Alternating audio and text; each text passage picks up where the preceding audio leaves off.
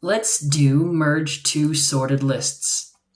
You were given the head of two sorted linked lists. Merge the two lists into one sorted list. The list should be made by splicing together the nodes of the first two. So splicing as opposed to, I guess, copying.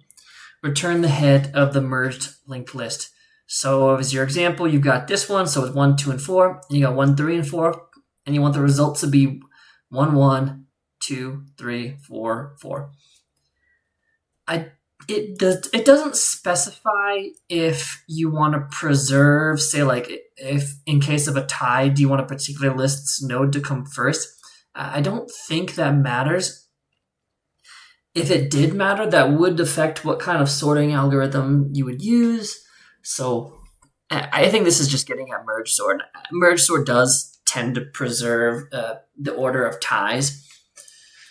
Yeah, so this one's pretty straightforward. It's a zipper. It's a zipper pattern. So what I'm gonna do, well, first we've got these null inputs. Actually, that's not gonna matter. I think the solution is gonna work the same, even if in case of null. I don't think I have to check for edge cases up front. So when you're dealing with linked lists, I find it kind of helpful to do like a front node first. So you'd have a front at the very beginning, and then you'd have a current pointer as like the zipper. So it's gonna be list node head, and then one for current. And then I don't know if it matters what those values are yet. Actually, I should probably talk about runtime up front here. We're gonna touch on every single node. There's really no way around it. It's gonna be linear time. And then it's gonna be constant space as well, mainly because we're gonna modify the linked list's next pointers. So it's got a value and it's got a next pointer. We're just changing the next pointer. So it's gonna be constant space. Because you typically don't include inputs and usually not outputs either when you're dealing with space complexity. So it would take constant additional space on top of the inputs and outputs. Realistically, the input is the output, just with modified, so that's fine. Yeah, it's gonna be. This is like a specific instance of the a more broader merge K sorted lists algorithm. I have a video on that too. But the gist is that, the same exact function for merge K sorted lists, it would work just fine here, and it would have the same runtime and the same space complexity. But since this is kind of a more specific, simpler version, I'm going to use a simpler implementation that doesn't mess with using a heap data type. It's just going to use, raw merging, and it's going to do pretty much the same thing that the heap would do under the hood. It's just a little bit easier to code up. If you get asked this question, it's a gimme. A question like this is one you'd have to get pretty quickly and pretty correctly, because every other candidate is going to do it too. So maybe Amazon, or if it's a kind of interview where they talk to you first and they give you maybe 15, 20 minutes to code, maybe they'd ask a question on this level. Anyway, so it's going to be a while loop. So while list 1 or list 2. I'm going to have 3, realistically, just one while loop, and then a final check on if there's any remainders on any of the other lists. There's going to be 3 chunks to it, typically, when you do something like this. The first one is if both lists have values.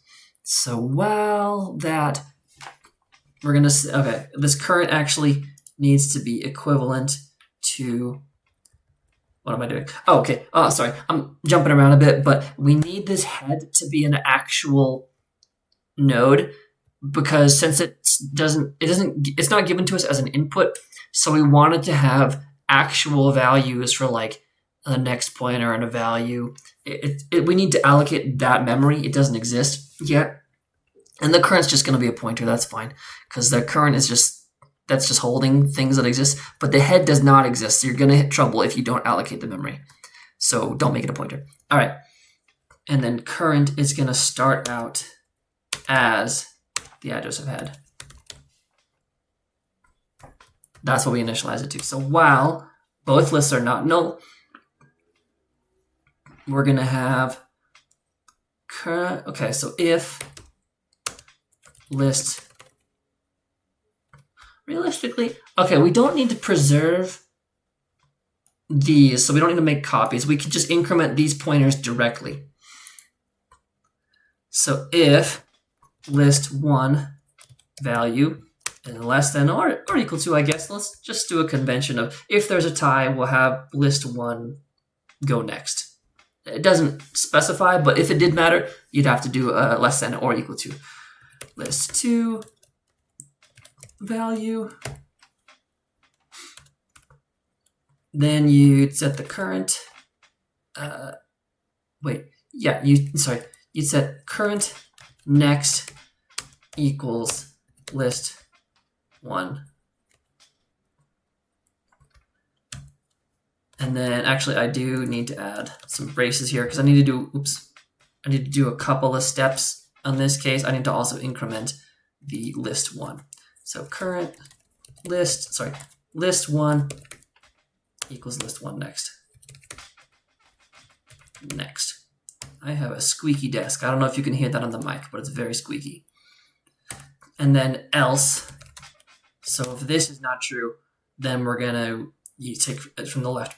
We're gonna take our value from the second list. So current next equals list2.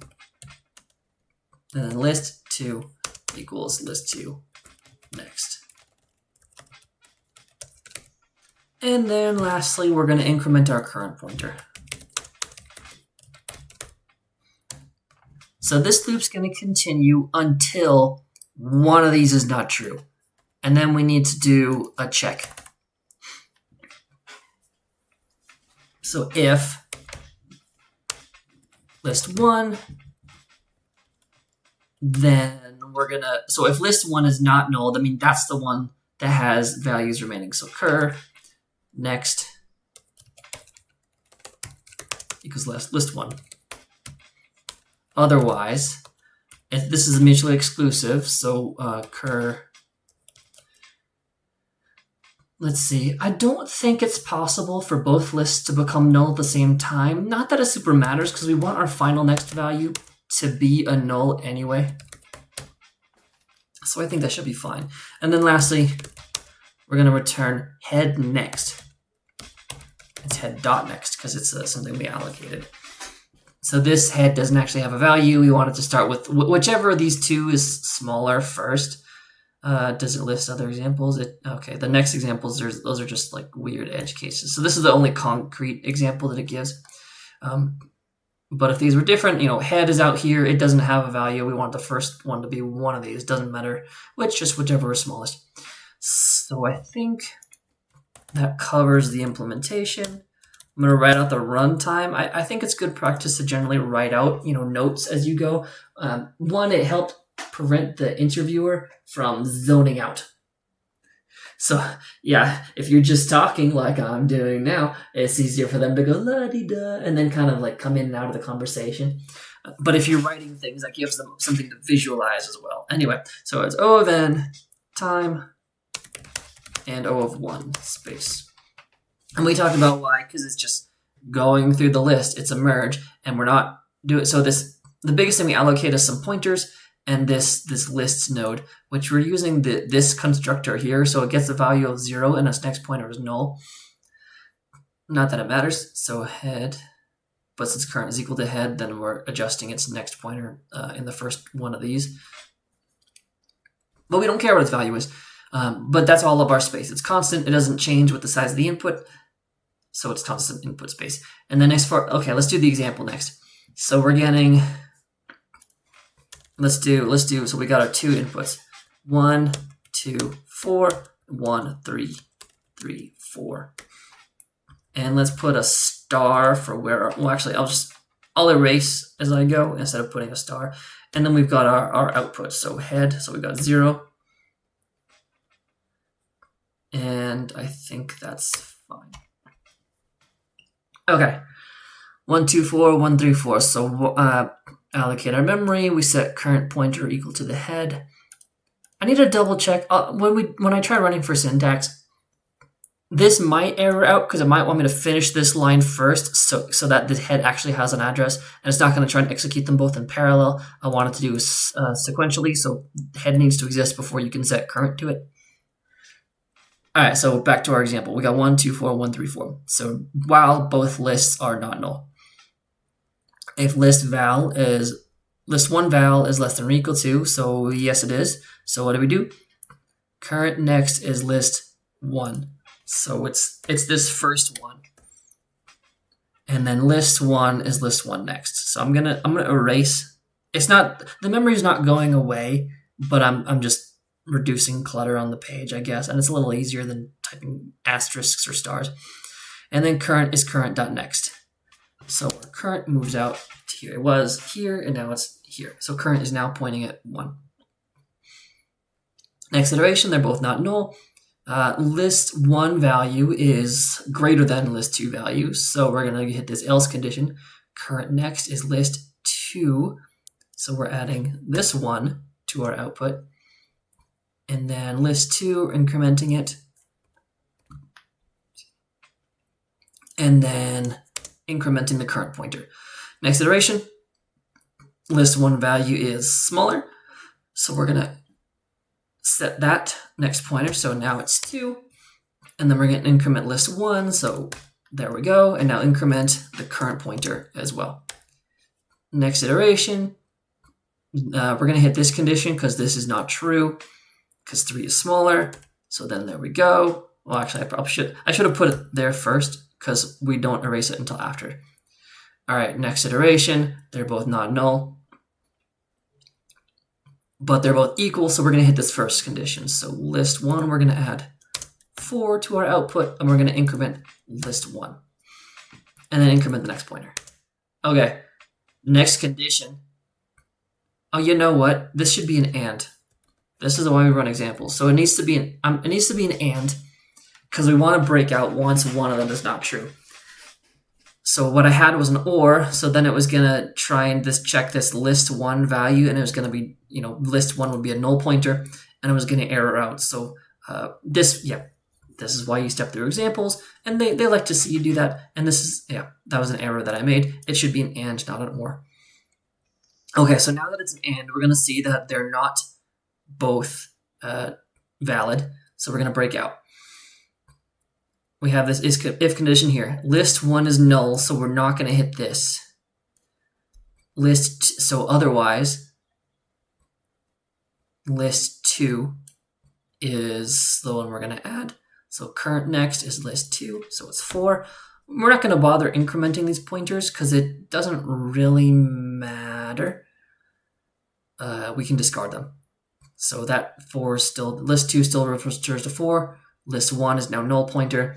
And then this is our stream, or our linked list. And then we're going to return head next. So we're going to return this 1, 1, 2, 3, 4, 4. And that matches our expected. So hopefully there's no syntax errors. I'm going to give it a run. Cool. All right, so this is valid. It's going to execute this first and allocate the memory. That's going to exist. So then that's fine. Yeah, let's go ahead and submit. Mark it off, and we're done. Thanks.